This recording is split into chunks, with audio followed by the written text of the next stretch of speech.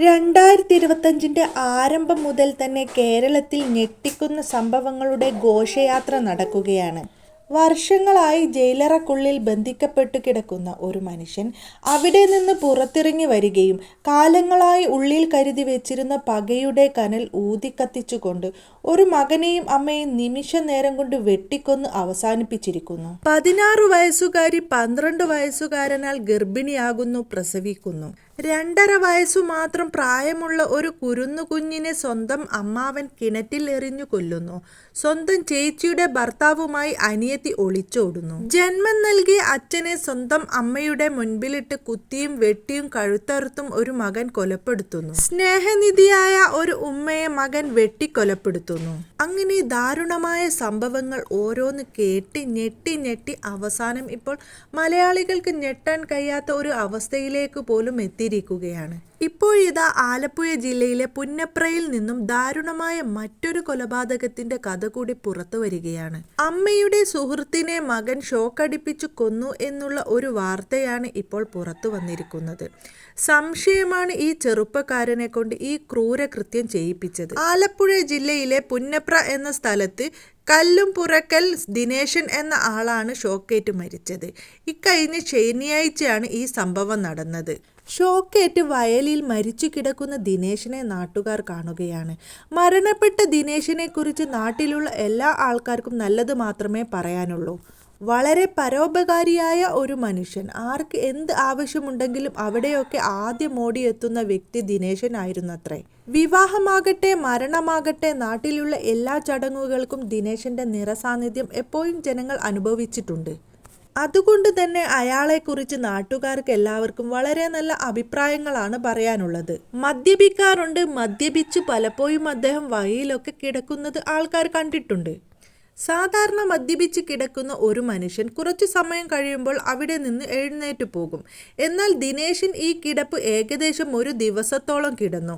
ഒടുവിൽ ജനങ്ങൾക്ക് സംശയം തോന്നി അടുത്തു ചെന്ന് പരിശോധിച്ചപ്പോഴാണ് മരണപ്പെട്ടു കിടക്കുകയാണെന്ന് വിവരം അറിയുന്നത്. തുടർന്ന് സമീപവാസികൾ പോലീസിൽ വിവരം അറിയിക്കുന്നു. പോലീസ് വന്ന് ദിനേശിന്റെ ഡെഡ് ബോഡി പോസ്റ്റ്മോർട്ടത്തിന് വേണ്ടി വിധേയമാക്കുകയാണ്. പോസ്റ്റ്മോർട്ടം റിപ്പോർട്ട് പുറത്തു വന്നപ്പോഴാണ് ജനം അറിയുന്നത് ദിനേശ് മരണപ്പെട്ടത് മദ്യപാനം നിമിത്തമോ അല്ലെങ്കിൽ ഏതെങ്കിലും തരത്തിലുള്ള ഒരു അപകടത്തിലോ മരണപ്പെട്ടതല്ല. അദ്ദേഹം വൈദ്യുതാഘാതമേറ്റാണ് മരിച്ചത് എന്നുള്ളത്. അത് കൂടുതൽ സംശയത്തിനിടയാക്കി. കാരണം ദിനേശൻ മരണപ്പെട്ടു കിടക്കുന്ന സ്ഥലത്ത് വൈദ്യുതാഘാതം ഏൽക്കാനുള്ള യാതൊരു സാഹചര്യവുമില്ല. അവിടെ കൂടി കൃഷിയുടെ ആവശ്യങ്ങൾക്ക് വേണ്ടി പോലും വൈദ്യുതി കൊണ്ടുപോകാനുള്ള യാതൊരു സംവിധാനങ്ങളും ഏർപ്പെടുത്തിയിട്ടില്ല. പിന്നെ എങ്ങനെയാണ് അയാൾ വൈദ്യുതാഘാതമേറ്റ് മരിച്ചത് എന്നുള്ള പോലീസിന്റെ അന്വേഷണം ഒടുവിൽ ചെന്ന് നിന്നത് തൊട്ട അയൽവാസിയായ കിരണിലേക്കായിരുന്നു. കിരണിലേക്ക് പോലീസ് അന്വേഷണം ചെന്നെത്തുവാനുള്ള പ്രധാനപ്പെട്ട കാരണം അദ്ദേഹം ആ നാട്ടിലെ അറിയപ്പെടുന്ന ഒരു ഇലക്ട്രീഷ്യൻ ആയിരുന്നു. ചുറ്റുപാടുകളിലുമുള്ള സംശയം തോന്നിയ പല ആൾക്കാരെയും പോലീസ് ചോദ്യം ചെയ്തിരുന്നു. ആ കൂട്ടത്തിൽ കിരണിനെയും ചോദ്യം ചെയ്തു.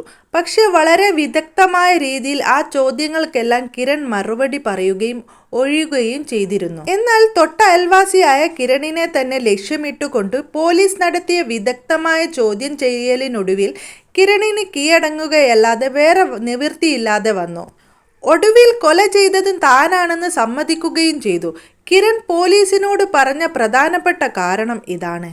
തൻ്റെ അമ്മയുമായിട്ട് കൊല്ലപ്പെട്ട ദിനേശിന് അവിഹിത ബന്ധമുണ്ടായിരുന്നു എന്ന സംശയമാണ്. കിരണിന്റെ അമ്മയെ കാണുവാൻ വേണ്ടി ദിനേശൻ ആ വീട്ടിലേക്ക് മിക്ക സമയങ്ങളിൽ വരാറുണ്ടായിരുന്നു. തൻ്റെ വീട്ടിലേക്ക് ഇനി മേലാൽ വരരുതെന്ന് പല പ്രാവശ്യം വിലക്കുകയും ചെയ്തു. പക്ഷെ ഒരിക്കൽ ഇവർ തമ്മിൽ കശപിശ ഉണ്ടാകുകയും ചെയ്തു. അങ്ങനെ വരുന്ന സമയങ്ങളിലൊക്കെ അദ്ദേഹം വരുന്ന വഴിയും അദ്ദേഹം വന്ന് കയറുന്ന സ്ഥലവുമൊക്കെ വളരെ കൃത്യമായിട്ട് നോട്ട് ചെയ്തു വെച്ചതിനു ശേഷം ദിനേശൻ മരണപ്പെടണമെന്ന് ഉറപ്പിച്ചുകൊണ്ട് ഹൈ വോൾട്ടേജ് ആ സ്ഥലത്ത് അദ്ദേഹം പ്രവഹിപ്പിച്ചു.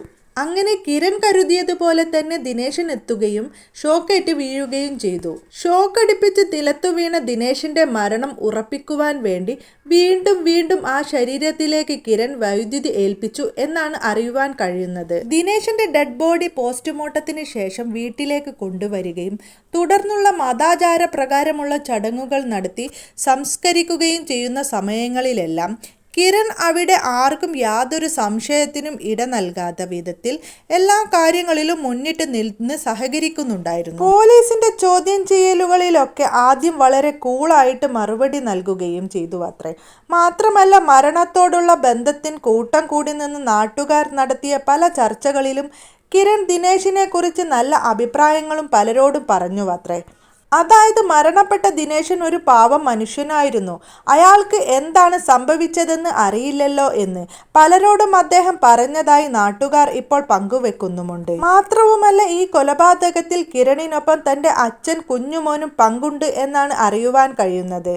കൊലപാതകം നടത്തിയതിനു ശേഷം കിരൺ തന്റെ അമ്മയെ വിളിച്ചിട്ട് താൻ ദിനേശിനെ കൊന്നു എന്നുള്ള വാർത്ത അമ്മയോടും പറഞ്ഞുവത്രേ. കിരണും തന്റെ അച്ഛനും ചേർന്നാണ് ദിനേശിന്റെ ശവശരീരം അവിടെ നിന്ന് എടുത്തു കൊണ്ടുപോയി പാടത്തിന്റെ വരമ്പിൽ ഉപേക്ഷിച്ചത്.